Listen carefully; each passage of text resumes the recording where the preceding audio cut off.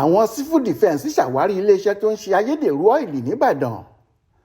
Àjọ elétò ààbò ìlú nílẹ̀ yìí Nigeria Security and Civil Defence Corps tá a mọ̀ sí Civil Defence ẹ̀ka ti ìpínlẹ̀ Ọ̀yọ́ ti ṣàwárí iléeṣẹ́ tí wọ́n ti ń ṣe oríṣiríṣi ayédèrú ọ́ìlì mọ́tò àtàwọn ẹ̀rọ míì.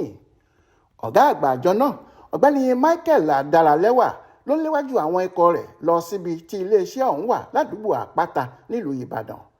Nígbà tó ń bá àwọn oníròyìn sọ̀rọ̀, Adaralẹ́wà sọ pé ìdùnnú ló jẹ́ fáwọn láti ṣàwárí ibi tí wọ́n ti ń ṣe ayédèrú ọ́ìlì náà.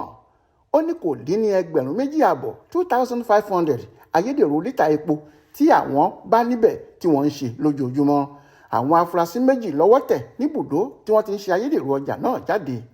Ọ̀gbẹ́ni Adaralẹ́wà sọ pé láìpẹ́ làwọn yóò fa àwọn afurasí ọ̀daràn náà lé àwọn aláṣẹ tọ́rọ̀ kàn lọ́wọ́ fún àyẹ̀wò ìmọ̀ sáyẹ́ǹsì.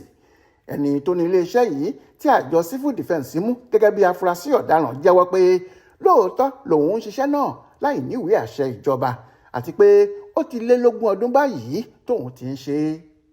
Ọláwálé Àjàó ló ṣàkójọpọ̀ ìròyìn ọ̀hún fún Aláròyé online television.